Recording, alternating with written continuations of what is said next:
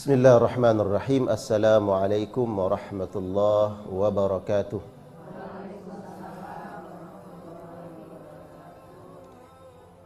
Alhamdulillah wa syukurillah. Puji syukur kepada Allah Subhanahu wa taala yang senantiasa mencurahkan berbagai macam bentuk nikmat karunia kepada kita. Di dalam surat Al-Fajr yang tadi Allah Subhanahu wa taala mengawali dengan wal fajr, di situ ada kalimat yaqulu ya laitani qaddamtu li hayati. Di dalam surat Al-Fajr yaqulu ya laitani qaddamtu li hayati. Ada orang-orang yang menyesal nanti di akhirat. Yaqul, dia mengatakan ya laitani qaddamtu li hayati. Ya Allah, seandainya, kata laita seandainya, enggak mungkin terjadi. Itu hanya penyesalan yang tidak ada gunanya di akhirat nanti. Ya laitani qaddamtu li hayati. Duhai seandainya aku dulu melakukan sesuatu amal soleh untuk hidupku di hari ini. Yang dimaksud dengan hidupku di hari ini apa? Yaumul akhir, hari akhirat. Dan subhanallah, dijelaskan oleh para ulama, termasuk dalam kitab tafsir Imam At-Tabari, menjelaskan bahwa penyesalan itu ternyata bukan penyesalan orang kafir, bukan penyesalan pendosa. Penyesalan itu keluar dari lisan orang-orang beriman kepada Allah. Ya laitani qaddamtu li hayati. Ya Allah, seandainya dulu aku melakukan amal-amal kebaikan untuk hidupku di hari ini. Cek di tafsir At-Tabari. Ternyata itu penyesalan orang beriman. Kenapa menyesal? Karena semua orang nanti di akhirat akan menyesal. Menyesal semuanya.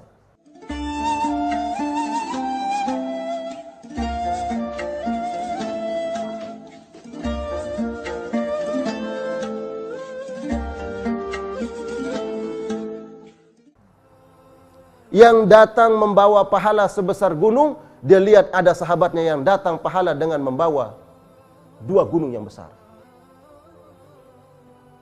Yang datang dengan membawa pahala sebesar 2 gunung yang besar, dilihat ada sahabatnya yang datang dengan bawa pahala seluas langit dan bumi.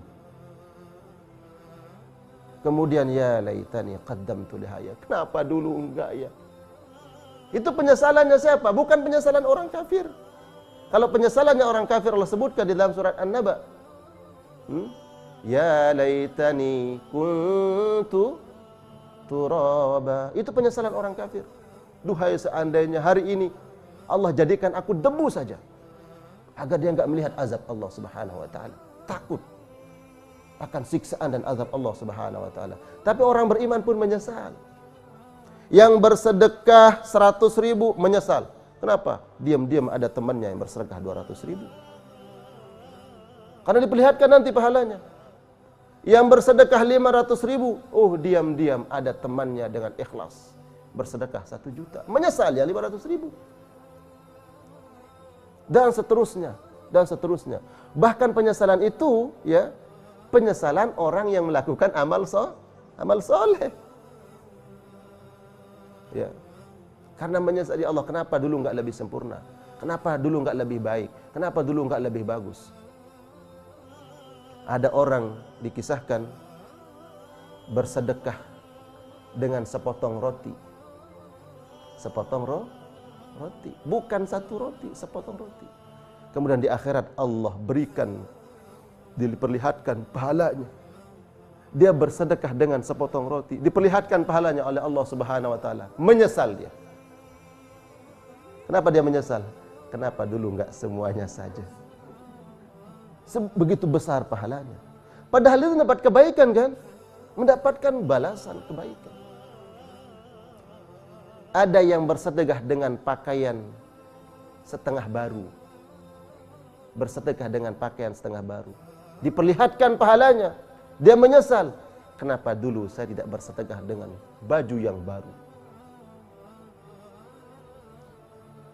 Datang kepada Allah dengan diperlihatkan pahala salat qiyamul lailnya 2 rakaat. Besar pahalanya.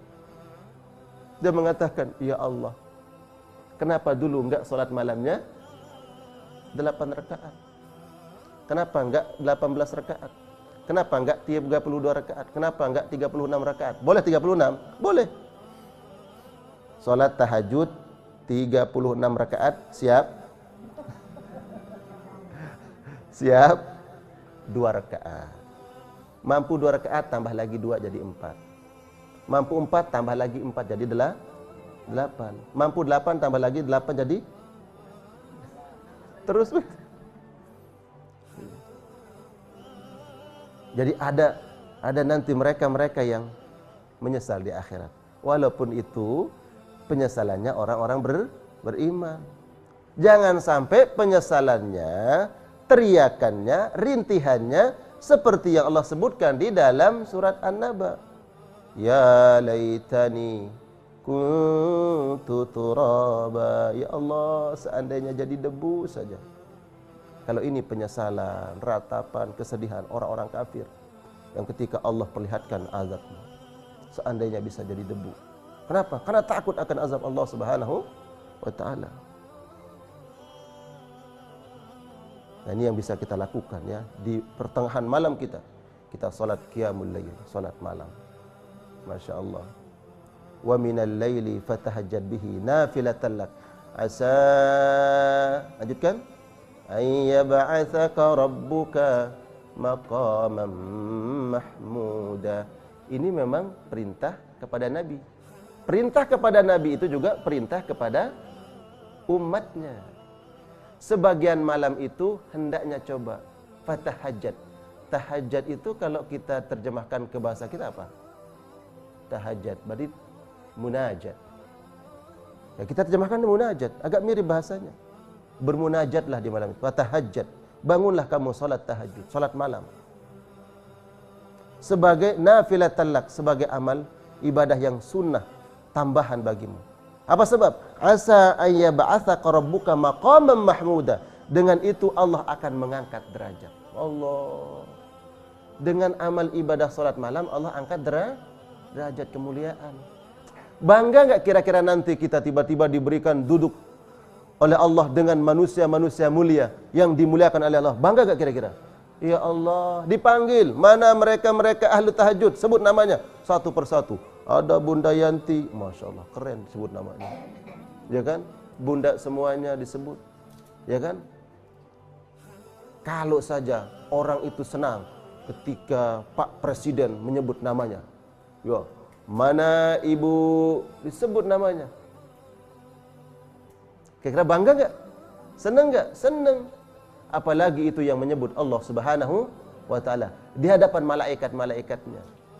Diangkat derajat. Asa ayyab'atsaka rabbuka maqaman mahmuda, di tempat yang terpuji. Tempat yang terpuji di mana? Minan nabiyyin. Itu tempat yang terpuji. Was-siddiqin, wasyuhada, iwas salihin. Ini adalah tempat-tempat yang terpuji. Ya. Singgasana yang Allah berikan kepada mereka dan nabiyin, para nabi. Mungkin enggak kita derajat para nabi? Enggak mungkin. Selesai kenabian. Wasyuhada, orang-orang syuhada. Syuhada, orang-orang yang mati syahid di jalan Allah, membela agama Allah. Ada darah kita. Kayaknya medannya enggak ada, waktunya enggak ada, yang memerintahkan juga enggak ada. Enggak terbuka untuk kita. Ya. Siddiqin, as-siddiq, orang-orang jujur. Was-salihin, dan orang-orang soleh. Kita level inilah. Orang-orang soleh. Makanya kemudian orang-orang soleh itu suaminya sholat di masjid. Jangan sampai jadi suami soleh leha.